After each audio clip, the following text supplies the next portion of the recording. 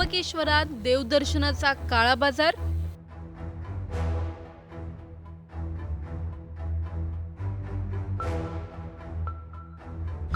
शरद पवार गटाच्या नेत्याला बेड्या।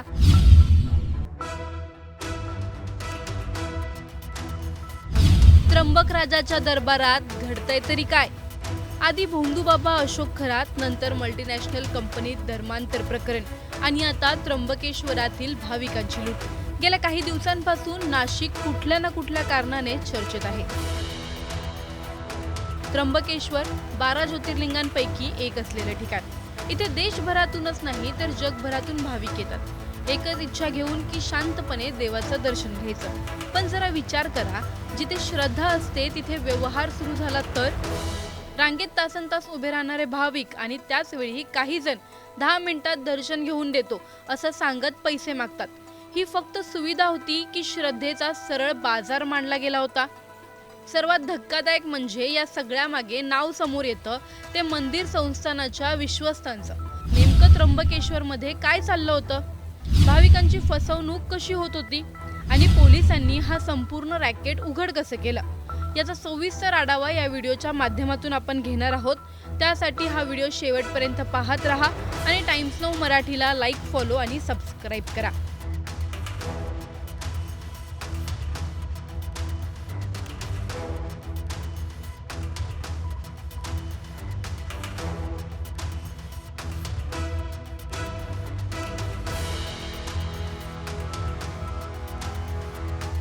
अकरा एप्रिलला पंचवटी परिसरातील एक भाविक त्यांच्या मित्रांसोबत त्र्यंबकेश्वर मंदिरात दर्शनासाठी आले। सामान्य भाविकांसारखाच त्यांना 200 रुपयांचा अधिकृत पास घेतला आणि रांगेत उभे राहिले। पण रांग खूपच मोठी होती, म्हणजे दर्शन होण्यासाठी किमान 4 ते 5 तासांचा वेळ लागणार होता।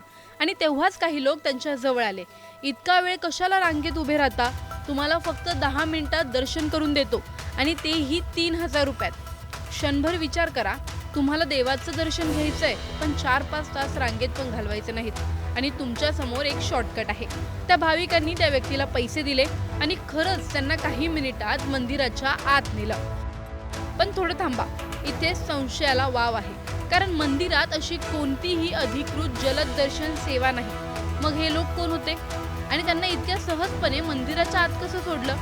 भाविकांनी याबद्दल तक्रार दाखल केली आणि पोलिसांनी तपास सुरू केला। सुरुवातीला काही एजंट सापडले, गोटीराम पेहरे आणि अभिषेक कडलक। एकाला अटक झाली तर दुसरा फरार झाला। पण तपास इथे थांबला नाही। पोलिसांनी हळूहळू एक धागा जोडायला सुरुवात केली आणि एक नाव समोर आलं, ते म्हणजे पुरुषोत्तम कडलक, मंदिर संस्थांचे विश्वस्त आणि राजकीय पदाधिकारी। आणि इथूनच प्रकरणाने आणखीनच गंभीर रूप घेतलं।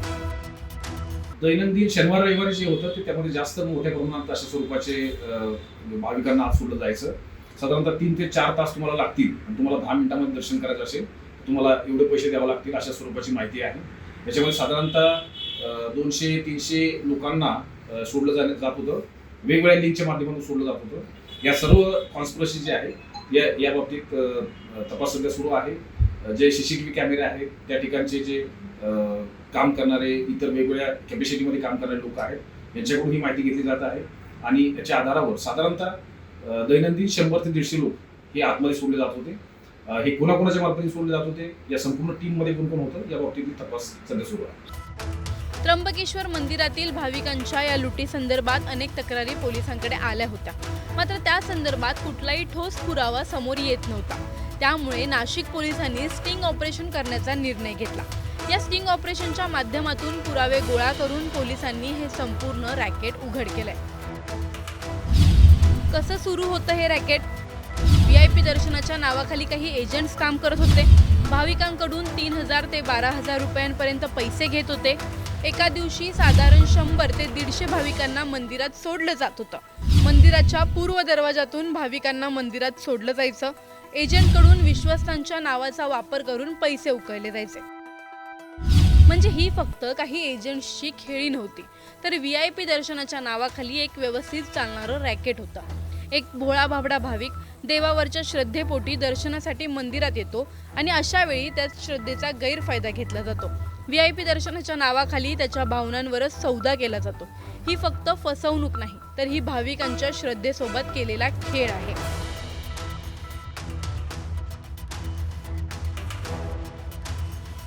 त्र्यंबकेश्वर मंदिरात VIP प्रवेशासाठी कडक नियम आहेत. सुरक्षा रक्षक कुणालाही थेट प्रवेश देत नाहीत. त्यासाठी विश्वासांची परवानगी आवश्यक असते. त्यासाठी एक नोंदवही आहे. या नोंदवहीमध्ये भाविकांचं नाव, कुणाच्या सांगण्यावरून प्रवेश दिला याची सविस्तर नोंद होते. मग इतकी काटेकोर व्यवस्था असतानाही बाहेरील व्यक्ती इतक्या सहजपणे मंदिरात कसं काय प्रवेश करू शकतो? आता जेव्हा विश्वस्तालाच अटक झाली आहे, तेव्हा एक गोष्ट स्पष्ट होते की या भ्रष्टाचाराचं मूळ थेट त्र्यंबकेश्वर संस्थानांच्या आतपर्यंत असल्याचं स्पष्ट झालंय.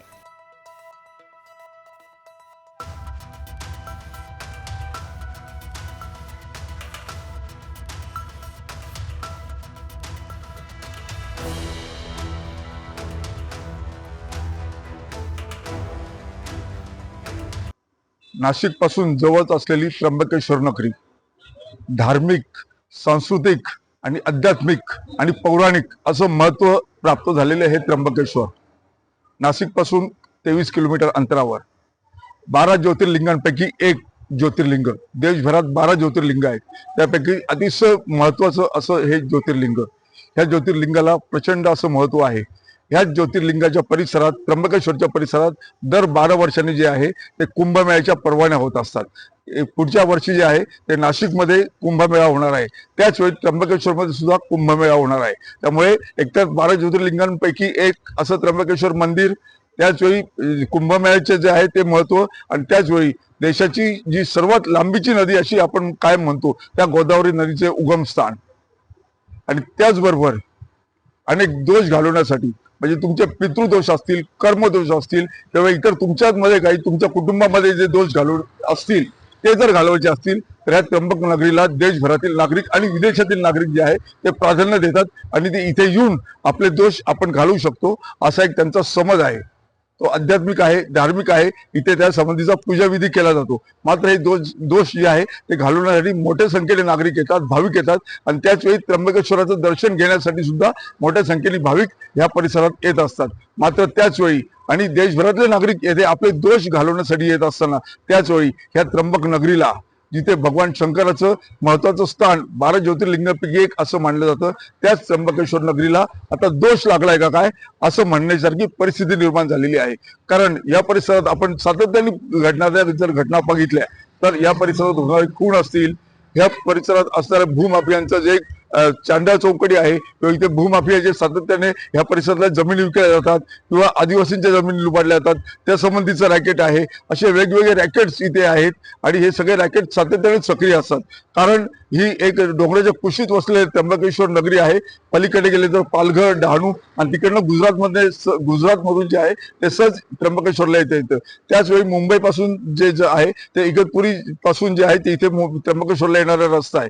त्यामुळे गुजरात, नाशिक, देशातले इतर भाग आणि मुंबई ह्या सर्व परिसरातनं इतर व्यवसाय करणारे आणि आपण धंदे करणारे म्हणून त्यांची वक्रदृष्टी जी आहे ती या त्र्यंबकेश्वरवर वारंवार पडलेली आहे.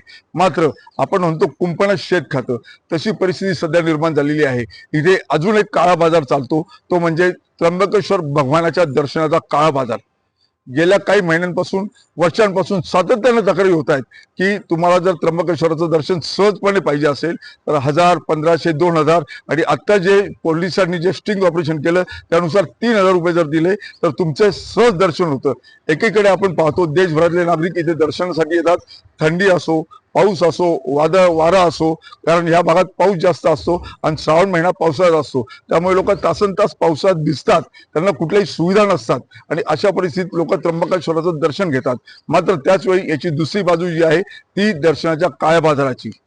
काही ट्रस्टींचे एजंट, आपण म्हटलं कुंपण शेत खातं, त्यानुसार ट्रस्टींचे काही एजंट आहेत.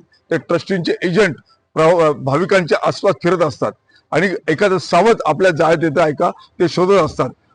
सावध टप्प्यात आलं की त्याची शिकार करतात आणि त्याला सांगतात तू 3000 रुपये दे, तुझं सहज आम्ही 10 मिनिटात दर्शन करून घेतो. आणि जे सुरक्षा रक्षक भाविकांना मारहाण करतात, शिव्या करतात, ते सुरक्षा रक्षक जे आहे ते 3,000 रुपये मिळाल्यानंतर एका भाविकाचे 3,000 रुपये असे पैसे मिळाल्यानंतर ह्या भाविकांना सहजच दर्शनासाठी घेऊन जातात आणि अवघ्या 10 ते 15 मिनिटात त्यांचं दर्शन होतं. मागेच 8 दिवसापूर्वी जे आहे ते काही महिलांनी या संबंधी तक्रारी केल्या होत्या आणि या तक्रारी वाढतच चालल्या. पोलीस प्रशासन, महसूल प्रशासन यांनी याची दखल घेतली आणि पोलीस अधीक्षक बाळासाहेब पाटील आणि वरिष्ठ पोलीस निरीक्षक त्र्यंबकेश्वर महेश कुलकर्णी यांनी यासाठीची योजना आखली आणि ही योजना आखल्यानंतर त्यांनी जे आहे ते बोगस जे आहे ते भाविक तयार केले आणि त्या भाविकांच्या माध्यमातून जे स्टिंग ऑपरेशन केलं आणि स्टिंग ऑपरेशन करत असताना चक्क त्र्यंबकेश्वर मंदिराच्या ट्रस्टीचाच जो पुतण्या आहे तो पोलिसांच्या जाळ्यात आला आणि मग पोलिसांनी याची सगळी जी कडी ती उलगडण्यास सुरुवात केली आणि त्यात स्वतः ट्रस्टी पुरुषोत्तम कडलक हे सुद्धा ह्याच काळ्या बाजाराचा एक भाग असल्याचं सिद्ध झालं आणि आज पोलिसांनी त्यांना ताब्यात घेतलेलं आहे. पोलिसांनी खरं तर एवढ्या वर्ष ही हिंमत केलेली नव्हती, कारण धार्मिक स्थान आहे, सर्वांची एकजूट आहे आणि अशा परिस्थितीमध्ये काळा बाजार आपल्याला दिसतोय, त्यांना पकडायचं कसं? पकडलं तर पूर्ण गावाचे जे आहे ते प्रतिष्ठेचा धार्मिकतेचा प्रश्न निर्माण होईल. त्यामुळे काही वेळा जे आहे ते पोलिसांनी या सगळीकडे दुर्लक्ष केलं होतं. मात्र यावेळेस पोलिसांनी हिंमत केली आणि थेट ट्रस्टी जे आहेत पुरुषोत्तम कडलक त्यांनाच बेड्या ठोकल्या. त्यांना जे आहे ती पोलीस कोठडी सुद्धा मिळालेली आहे. आता पोलीस याचा तपास करतीलच आणि यातून अजून काही जे आहे ते गैरप्रकार बाहेर येतील हे निश्चित. मात्र हा त्र्यंबकेश्वर नगरीला हा लागलेला जो दोष आहे, विविध घटनांचा असेल, विविध काळा बाजारांचा असेल किंवा साक्षात भगवान शंकराच्या दर्शनाच्या काळा बाजाराचा जो दोष असेल तो ज्या दिवशी जाईल त्या दिवशी त्र्यंबक नगरी ही जी आहे ती या सगळ्या दोषातनं मुक्त झाली असं म्हणता येईल. गणेश सावत, टाइम्स न्यू मराठी, नाशिक. या VIP काळा बाजारात तुम्हाला नेमकं काय वाटतं आम्हाला खाली कमेंट करून नक्की सांगा आणि चॅनलला सबस्क्राईब करा.